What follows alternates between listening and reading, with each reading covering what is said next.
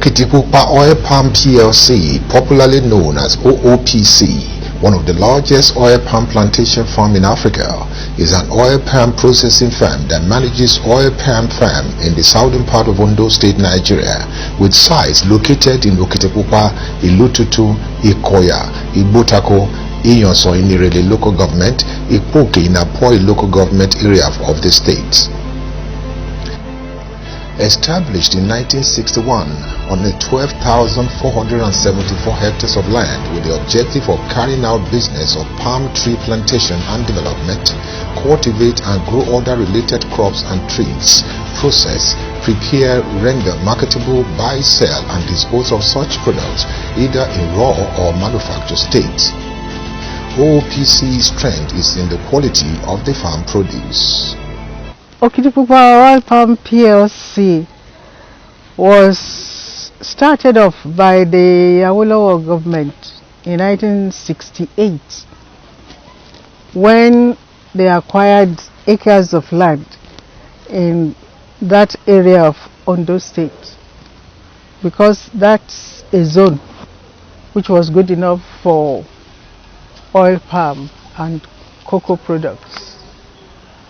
And oil palm and its products was one of those things which the British came to look for in West Africa. And so an expanse of land was acquired by the WNDC in 1968 at various times, some in 72, some in 74. And so there was almost 13,000 acres of land which was acquired, and the planting of oil palm started. When Ondo State was separated from the other states, it was one of those things that was granted to the legislators, that is, wherever something, any industry is seated, that particular state takes it. So Ondo State government became the owner. The Nigerian Joint Agency company that was running it for and on behalf of Ondo State government, but later the Ondo State government took complete control of the thing and started running it as one of its parastatals. I think the political will for resuscitation of all our moribund industries and factories, plantations, whatever, is very strong. And Okitipupa Oil Palm was the first one that we were fully able to successfully revitalize and bring back on board. And that has been a collaborative effort with all the stakeholders, the board members, and people who mean well for the company. The political will is very strong, and when you say political will, there's the government political will, there's also the political will of the other stakeholders to get it right. So I think it's an awesome thing. So I wouldn't sit here and say that it's just the political will from the government, except to agree, they cannot work together. All of us are in agreement, that's why we're working together. So kudos to everybody who's involved. We are the biggest plantations in the whole of the southwest. We still have about 6,000 hectares that we're about to start developing, which will take us to about 14,000. I don't think there's any company in Nigeria today that has 14,000 oil palm. So we know there are about 17 products that can actually come from the oil palm itself, and we believe that additionally we're going to install some refining capacity within our facilities that will help us broaden our product base and ensure that our local content can go as far as 50%.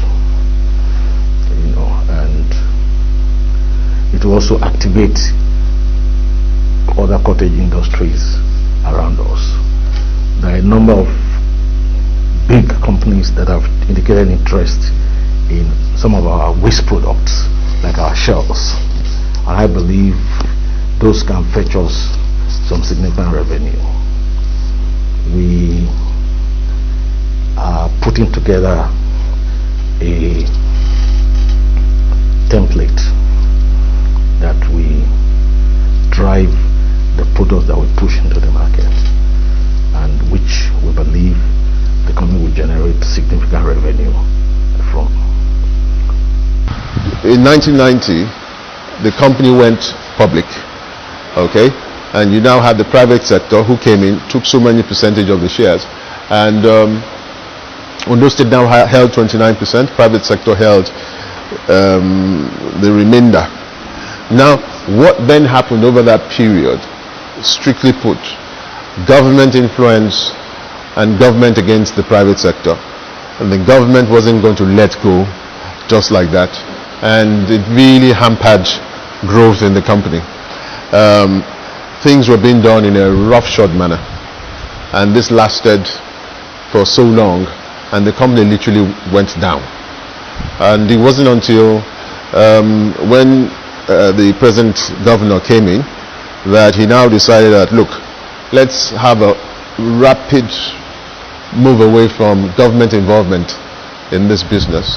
And we, as Estaport Farms, we're actually the single largest shareholder, because we bought out a multinational that wasn't happy with what was going on in Okitiukpa way back in 2004. That is Unilever. We bought them out, and we thought we could actually do a lot because we were also sons of the soil. The Chief Mrs. Oshomo and the Oshomo family are from that neck of the woods, and we just thought, it's a heritage for us. If nobody's going to do it, you know, at least we could stick our necks out and come and invest in that place, and, you know, do a lot in that place. So we're happy that 2 years, 3 years after the new Ondo State government came in, we've been able to literally take that place back.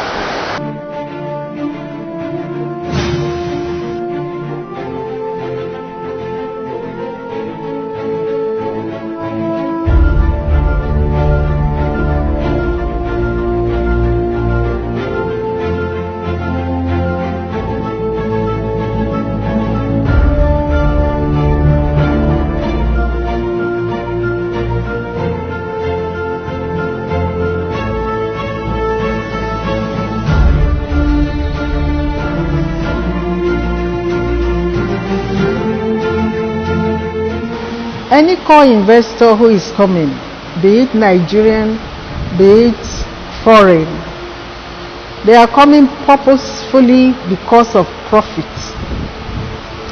And so everybody will have to make sure that this company is not being run at a loss. The political will for resuscitation of all our moribund industries and factories, plantations, whatever, is very strong. And Odusola oil palm was the first one that we were fully able to successfully revitalize and bring back on board. The government has provided an enabling environment for us to do our business. They have provided security, which is very significant in the environment in which we operate.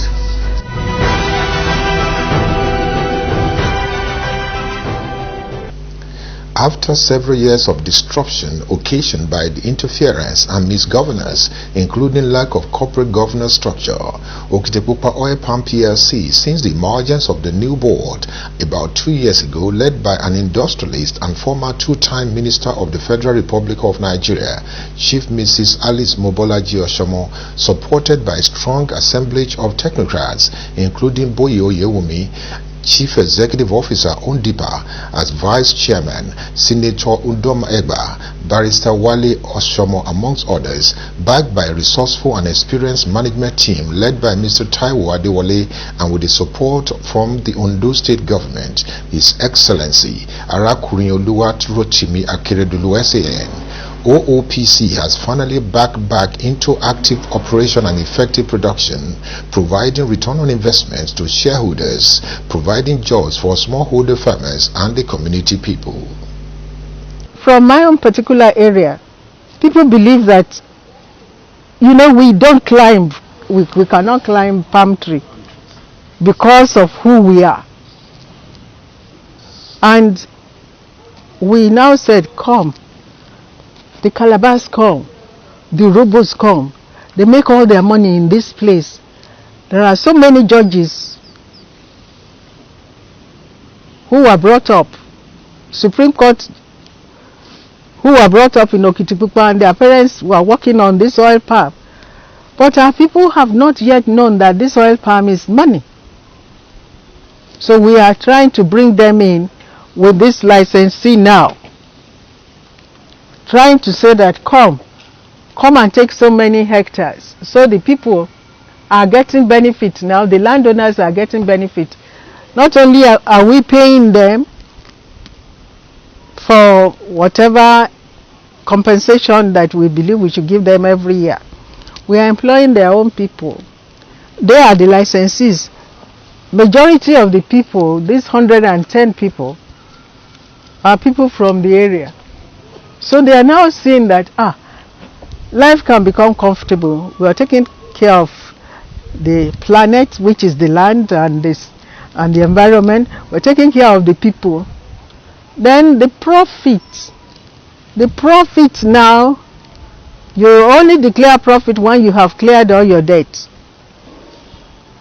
It looks as if the growth is coming. And once the growth is coming, this PPP seems it will work. Everybody has a stake. We have all of a sudden quadrupled, and thousands are now stakeholders in the survival of Okitipupa Oil Palm PLC. So it's a good model, especially now that we don't have a lot of milling capacity. It's a win-win for all those involved. And what is business about? It's about win-win. You win, I win. Everybody is happy. So it's a good model, and kudos to those who brought it up. The board approved it, and we're happy. We're seeing the results. The host communities have their representative on the board. We meet with there's also the Landowners Association recognized by the company, and we meet with them regularly. We also meet with the traditional rulers, and we play our own support that we can afford. Our plantations are situated in the, let me say, in the community.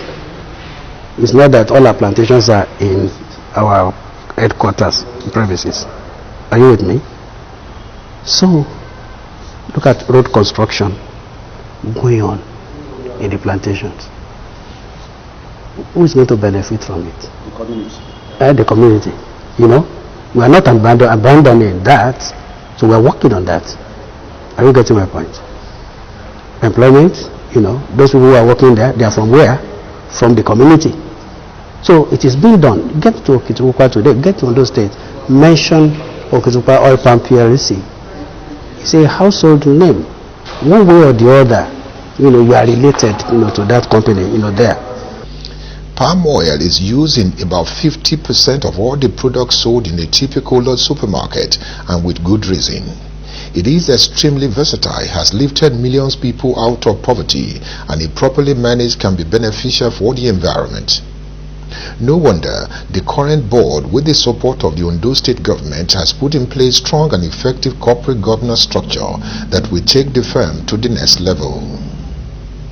We want to bring in experts who have something to deliver. The commitment must be total to all. Any core investor who is coming, be it Nigerian, be it foreign, they are coming purposefully because of profits. And so everybody will have to make sure that this company is not being run at a loss. The landowners who are members of this board are there to protect the interests of the land-owning group, to see that whatever is due to these landowners are given. The employees, now we have the corporate governance, which give rights to the employees as well. Their own interests too will be protected. But then it means everybody must see that there is growth in OOPPLC. It still has the number of years in almost all the estates some of the estates have well over 40 years before it expires. We can still go another round of growth, and it will be to the best interest, it will be the best thing that can happen to Ondo State, in that it has multiple effects for Ondo State.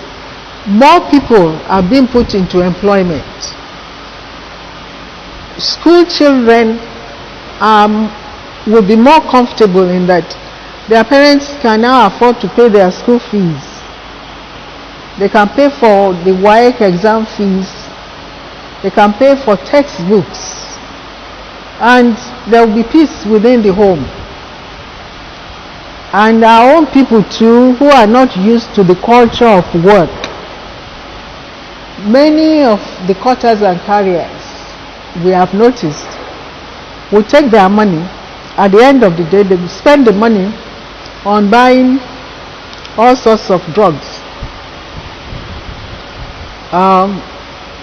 We need people who are not drug infested. So the company is interested in their welfare. So at the end of the day, if we can have about 3 or 4 of Okitipupa type in Ondo State, I think the poverty level will be greatly reduced. And I wish it well. Okitipupa oil palm at its prime was one of the biggest in the country, and is getting close to taking its rightful position.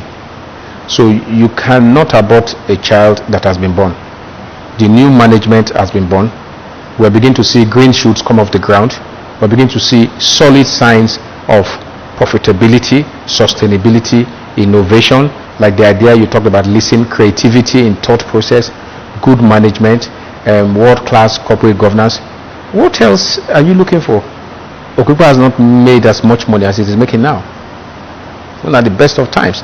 The good times are here, is to make it sustainable, because you need to repeat it over and over, so there becomes a culture that this place is back. It's not a fluke. And that is why we're looking for core investors to further deepen the investments and take it to a level where never again will there be overbearing influence from one investor or from government or from any stakeholder. So you have to pour clear blue water so that politics and business don't mix. When they mix, it doesn't come up with anything good.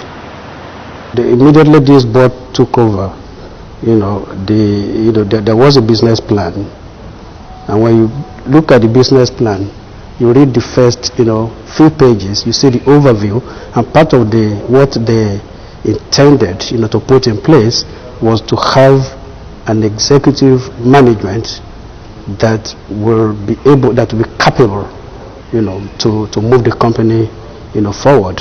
And that is what has been done. A lot of changes has been made.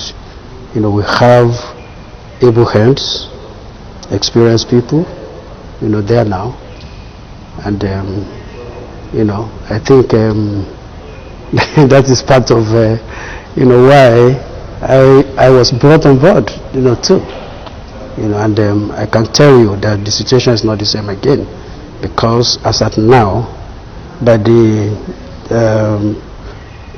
just wait till around June, and then you see the first half-year report of the company. You will see that it's going to be a profit, yes, which we have not had in so many years in the past.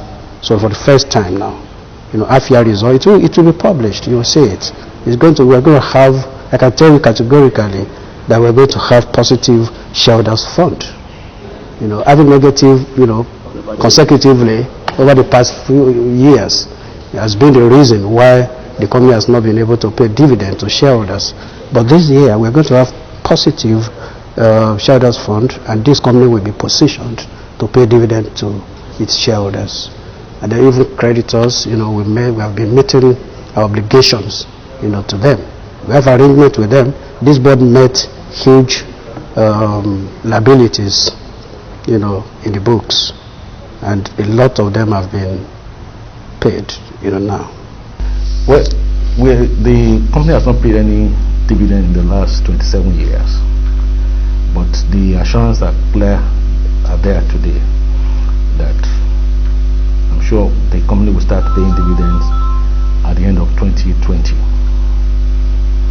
and therefore the state will definitely get what is due to it like every other shareholder.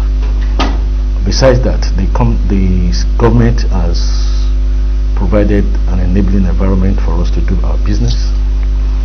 They have provided security, which is very significant in the environment in which we operate. When we came, there was so much insecurity and resistance to the restructuring that we wanted to carry out. But today, we have overcome that. There's a business plan to that effect, you know, and all these things cost a certain amount. So a proper meal now, a 40-ton meal is probably about $6 million. Yes. So let's say we put about 2 or 3 in Okitipupa, that's $18 million. You know, surely that is where you want a core investor to say, okay, yes, I will bring my money. Funny thing is that even the core investor can actually have all those meals hanging around. So they bring it in. This is what they are bringing into Okitipupa. You know, this will form maybe 51% of the company. So the company expands. You know, the company is much more than it is right now. So far, what Okitipupa has the land, Okitipupa has the trees. Okitipupa also has plans to replant. All these are going to cost money. Okay, so the core investor comes and says, oh yes, okay, I like this. Okay, in 4 or 5 years when all these things are ready, here is my meal. Okay, my meal is worth this amount of money. Okay, I will also inject cash of so much. So he brings that thing, puts it together, and the company starts running. It's like injecting new life, new blood into a company that is comatose. In the corporate world, ensuring profitability demand value addition and support from stakeholders. The current milestones recorded by the board and management also benefited from the support of the host communities and stakeholders. Everything to make her succeed we will do. So what is our aim? To get our people engaged, employment. These children that are stealing, if they have the chance of being employed and gainfully paid, instead of stealing, they harvest for you, you pay them. But they harvest for you, you don't pay, or you sell it, you don't pay them. They go back in the wee hours and take the free one. So even if it's to slash, our women in this area, they work harder than the men. No, they can work harder in the farm. They work from morning till evening. They are strongly built. They slash the thing clearer than the men who will be in hurry. They want to go, but the women will do it. Even if it is women to do the slashing, they will do it. So that is this dream of getting employed. The idea of people graduating and no job, there will be job. People are here now at the headquarters. The people in the various estates, they will be engaged of various qualifications. Well, in a little way, considering the setbacks we've had and where we are, we'll have a good deal of corporate social responsibility. That actually is something that we consider in all our decisions, because corporate social responsibility is not just giving out things to people. It's being corporately socially responsible, even when you are recruiting, even when you want to lay off, even when you want to rejig some things. You look at the impact. So corporate social responsibility is a thought process. People always think that it's just what do you have for the society, for the community. Instead of giving them handout, give them opportunities within the investment called OOPPLC, so that our dependency is onto each other. That's also my own idea of corporate social responsibility. It's not a case of the hand that gives is on top and the hand that gives is at the bottom. It's a case you turn it away that becomes a partnership. So, and we're going to further deepen that initiative. But so far, we've been doing well in that area. The host communities have a lot to benefit.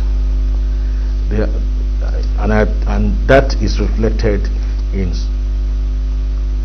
our ability to resolve most of the disputes that had gone to court outside of court, and we began to develop very solid working relationship with them. The company definitely will embark on a number of CSR projects in those communities, in schools. We can only make those investments when the environment is conducive for us to progress, and of course it trickles down to them. We needed to engage them, have good partnership with them. These are people from the community, right? So when I said, okay, come, let us do it together. So we had meetings with them, and it worked. So that's why we got, this turnaround from, because without them, we will not be able to achieve it. Without us, they cannot just come into the company and say they want to turn around the company. So it's a partnership between us and the community. Indeed, it is unfortunate that despite the value and significance, palm oil production does not have significant impact on the economic growth in Nigeria.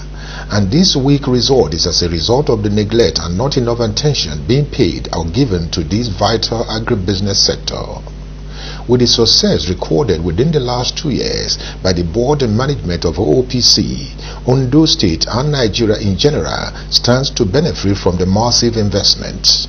If the company itself, if its mills are working, if the Okitipupa 40 ton per hour is working, if the Poke 4.5 tons per hour is working, we're going to get more money, more revenue, instead of the revenue going to our competitors who are in the forest and who are, these illegal millers are still stealing the palm fruits. And we're going to get more money too from the palm kernel as well. More money will come in. The environment itself will be more congenial for the people. When you went to Ilutitu and Igbotako, you could see that those forests have been cleared now. What the amount of fresh air coming in? Can you imagine the reptiles that will come to the town in the night because you are being surrounded by all these forests? So life will be better for all of us. The facilities that we have here can actually give us a lot of resources, a lot of revenue. Of course, we are going to redevelop them and make them. We don't have enough hotels here. What we plan is that rather than just keep them idle, most weekends the buildings will be available for people coming to town, for social activities.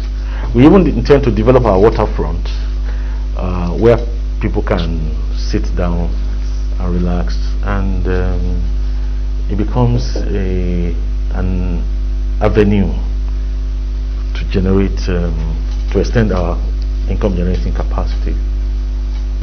Research in 2017 finds that $39 billion of GDP benefits are attributed to palm oil imports, representing 2.9 million jobs around the world.